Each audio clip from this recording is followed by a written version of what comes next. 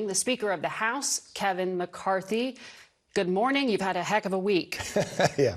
There is a lot to get to with you. I want to start, though, on the news this morning from Congressman Matt Gaetz, who says he's going to seek a motion to vacate. He's going to try to oust you as Speaker of the House.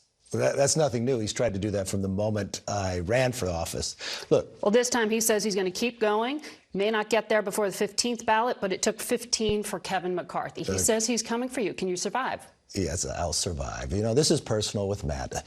Matt voted against the most conservative ability to protect our border, secure our border. He's more interested in securing TV interviews than doing something. He wanted to push us into a shutdown, even threatening his own district with all the military people there who would not be paid, only because he wants to take this motion. So be it. Bring it on. Let's get over with it, and let's start governing. If he's upset because he tried to push us in a shutdown, and I made sure government didn't shut down, then let's have that fight.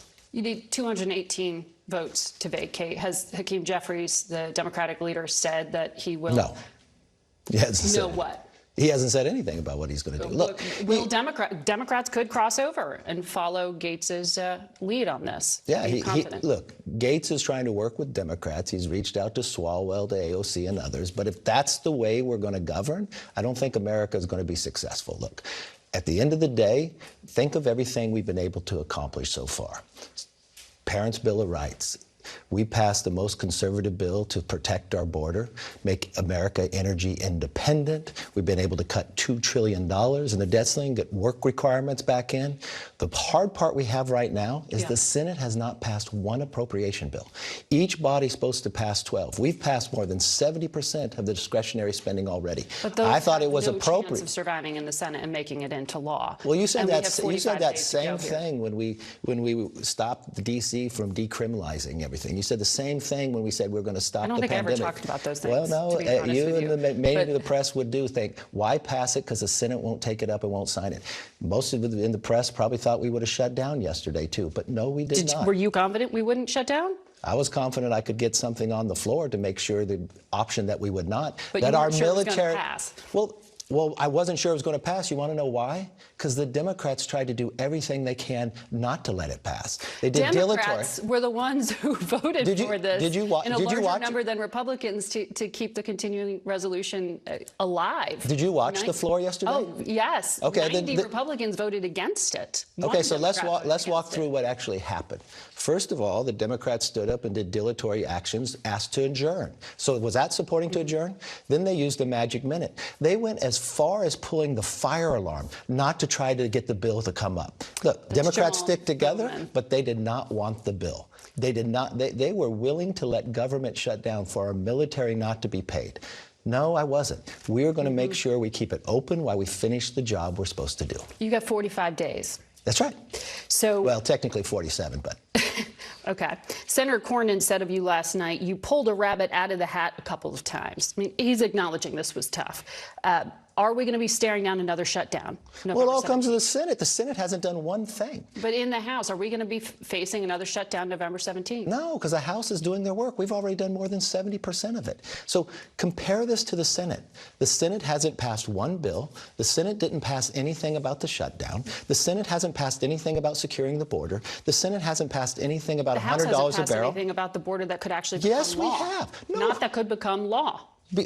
That's your opinion. The House is its own body. The Senate is its own body. We're not going to surrender to the Senate.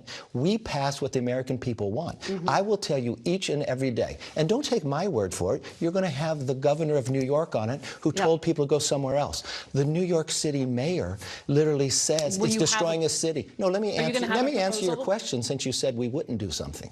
Do you know the governor of Massachusetts has declared a state of emergency? This is one of the #1 crises as far from the border as you can see. This is killing Americans every single day. There was no border funding in the continuing resolution that passed last night, but let me ask you about Well, but that's not fair to just say that. Let's understand. Well, there wasn't.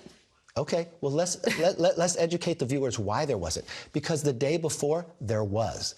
But Matt Gaetz and others denied that and voted no. So we could have had border security. Okay. I went all the way through everything we could to the last moment.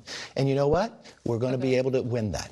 When will you be able to bring a vote on Ukraine aid. The White House says that you are going to do this quickly. Look, the priority for me is America and our borders. Now, I support being able to make sure Ukraine has the weapons that they need, but I firmly support the border first. So we've got to find a way that we can do this together.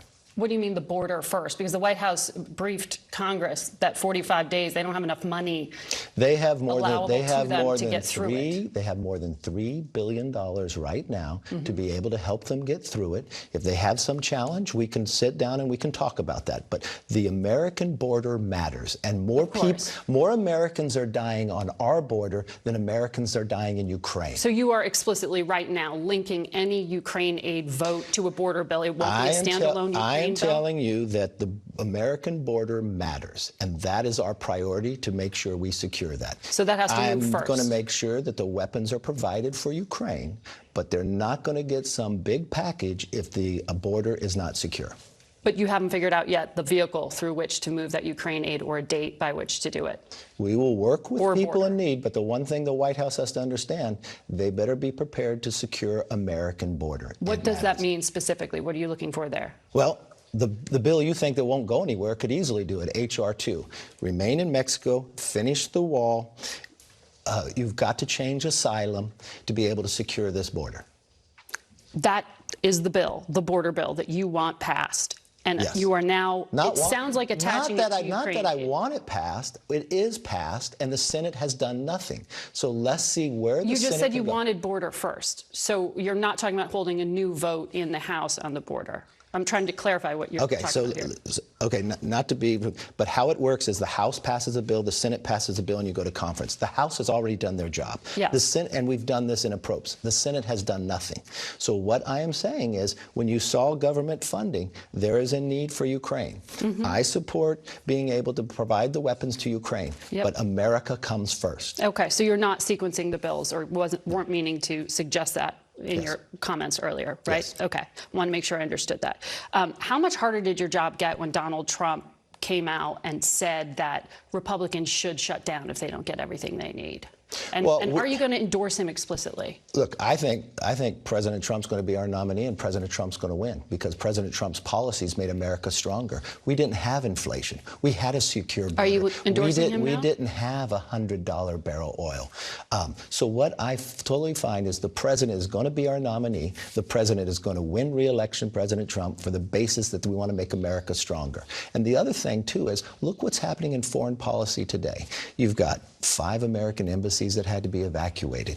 You've got this new axis of power growing against. You've got a challenge when our own allies are now turning towards China. It's a lack of leadership, not just in foreign policy, within our border and everywhere else. This president has been in elected office for 50 years. Do you know he has spent more dinners with Hunter Biden's business associates than he has visiting the border? Yeah, don't you think that's important then? One time in 50 years. Do you know how many people will die today from fentanyl coming across our border? It's a scourge. It's the equivalent of an airliner crashing every single day in America, and they refuse to even visit it or do something about it. So we are going to make sure this border becomes secure. We will watch for what that means legislatively. Speaker, thank you very much for your time today.